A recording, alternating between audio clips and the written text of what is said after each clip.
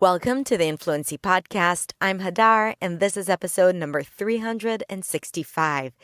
Today, I'm going to share with you a recording of a live lesson that I delivered about three important sounds, the P, T, and K, when they appear at the beginning of words, also called the aspirated sounds. I don't know if you've noticed, but when those sounds appear at the beginning of a word or sometimes in the middle of the word, it sounds like they have a little H right after them. For example, pay and kiss. We're also going to talk about the H and when and how to use those aspirated sounds. I think you are going to love this episode. So let's listen.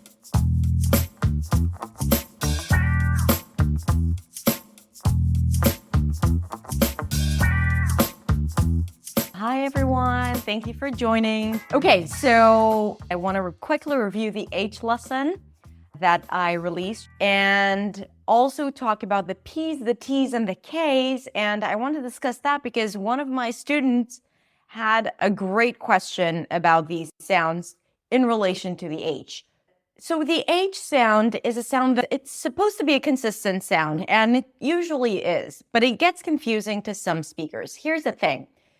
Some speakers don't really pronounce an H sound in their language. Does that sound familiar to all of you, French speakers or Spanish speakers or Hebrew speakers? So sometimes, even if you do have an H sound, you don't actually pronounce it or you don't have to pronounce it. And if you don't pronounce it, it's not a big deal. In English, it is a big deal. When you have an H, you have to pronounce it unless it's a word that you shouldn't pronounce it, unless it's a word that you can reduce the H, okay? So basically, you always have to hear this whisper sound when there is an H, except for the words that I talked about in my video: honor, honest, air, herbs, and hours. Yes, so we have these 5 words that have an H at the beginning, but we don't pronounce it. Do not pronounce it, except for herbs that I think British speakers and South African speakers may pronounce it with an H, like herbs, and that's okay. But that's not the case for hours or honor and the other words. And then I said that sometimes when you have all these function words that begin with an H, like he, her, him, his, and have, all of these words, when they're not stressed, which is most of the time, then we reduce the H. So for example, is coming? I'm not saying is he coming, right? I'm saying z. I'm reducing these 2 words. Is coming? Tell her I'm coming. Tell her, right? I reduce the H here. Tell her I'm coming. Now, of course, I'm expecting you to repeat those words with me if you are at a space that you can actually do that. Remember, it's not enough to just listen and to hear what I'm saying and to understand it. I mean, that's great, but I really, really want you to practice with me all the time. When you watch my videos, when you watch other teachers' videos, always do it yourself and do it over and over and over and over again, and even record yourself and listen to it so you actually train yourself to make these sounds effortlessly and actually accurately, because sometimes we think that we pronounce an H, but we don't really. So the only way to do it is actually by repetition and practice. Okay, so going back to the reduced words, we looked at examples like he and her, and there's also him, tell him, and give him this job. It's his call, right? It's his call. I don't have to pronounce the H here. It's his bag. But if I'm stressing it, it's his bag, right? I'm stressing the word his, then I definitely want to pronounce the H here. I'm not going to say something like it's his bag. No, that just doesn't sound right, okay? So only when you're reducing those words, drop the H. If you're not sure, just go with pronouncing the H all the time. It's better than not pronouncing it when you have to pronounce it, okay? So that's the thumb rule. If you're getting all confused, memorize the 5 words that you don't have to pronounce the H and just pronounce the H in all other cases.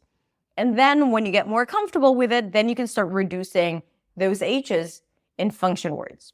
Now, what I really want to get into is the P's, T's, and K's at the beginning of words. Now, why is that? Because one of my students wrote to me, hey, I've been waiting for this lesson. Thank you so much. That's great. But I do notice that there are other H's that are not spelled, but we actually hear them.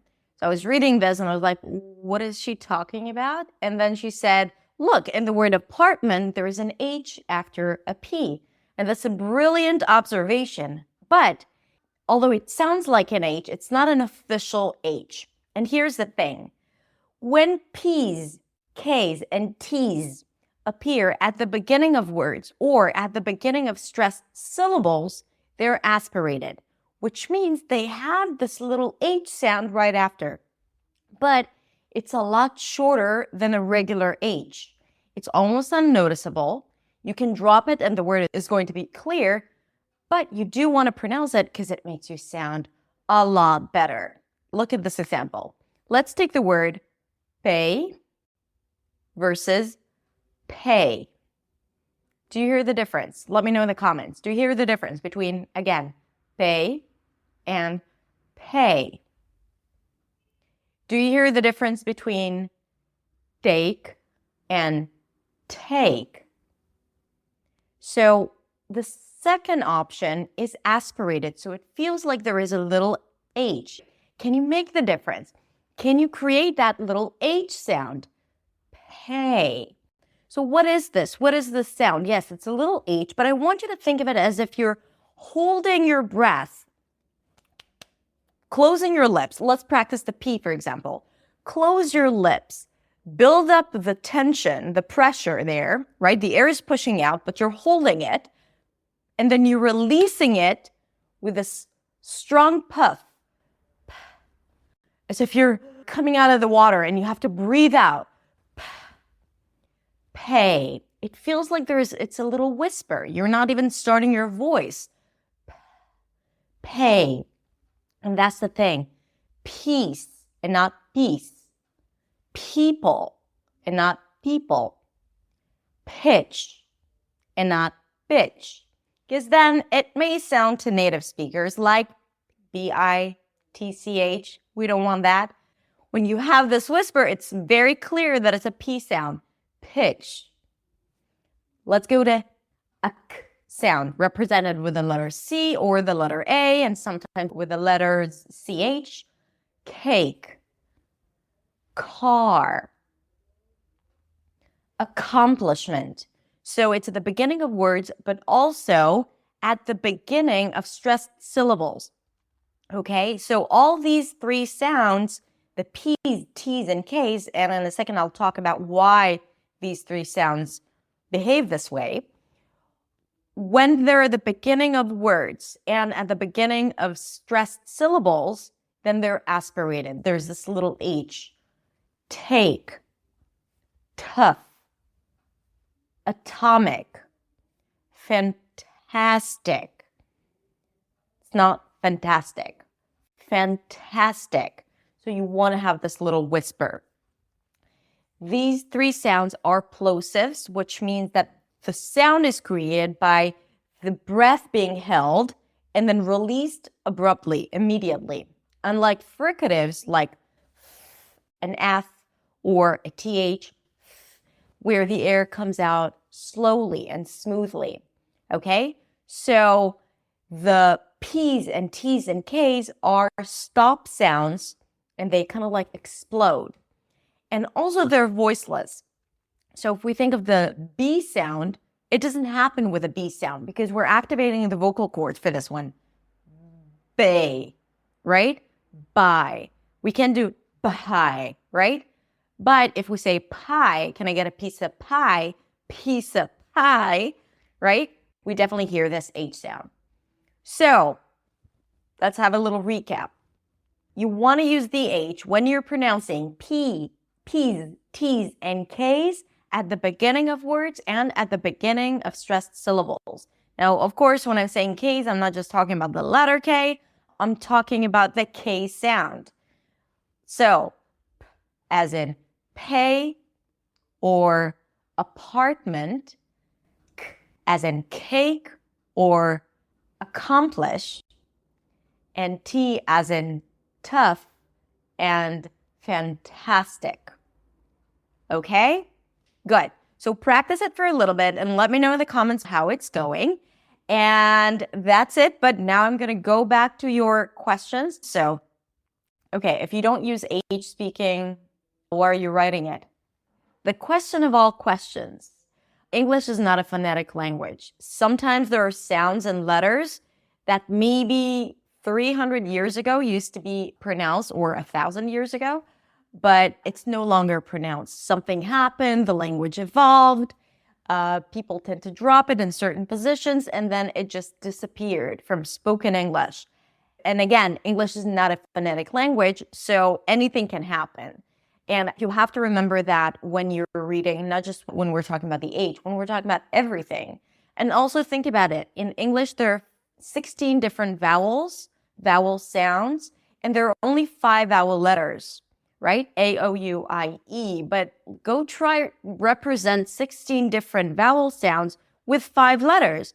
You're bound to have different sounds represented with the same letter, okay? Because you don't have a lot of other options. And this is why English is not a phonetic language. So I always recommend to go back into listening to English before you trust the spelling or, expect it to sound a certain way by the way it's written. Okay, I saw a question there. Glass and class. What's the difference? The first sound, a G sound versus a K sound. The only difference between those two sounds is the voicing. So for a K sound, the back of the tongue is pressing against the upper palate, the soft palate, closing and releasing. K, K. For a G sound, everything is happening the same way, but you're activating your vocal cords as well. G. So if you put your hands here, you can feel it vibrating. G, G, in comparison to K, K. That's the only difference. You don't need to change anything inside your mouth or with your lips. So, class versus glass. This is called minimal pairs, or a minimal pair, because it's one where you have 2 words that are almost the same except for one sound, and that change in sound changes the meaning of the word. And for non-native speakers, this is what you should go for, practicing minimal pairs, for pairs that are not distinguished in your language. So for example, if there is no distinction between K and G in your language, these are the pairs that you want to practice, like Kate and gate, right? Another minimal pair. Or sheep and ship that I talk about quite often. Or run and one, okay? Another minimal pair. So you always want to compare it to sounds that are not distinguished in your language, but they're definitely distinguished in English. So that's it. Thank you so much for joining. If you have any questions for future lessons, future videos, please let me know in the comments. Goodbye for now. Bye.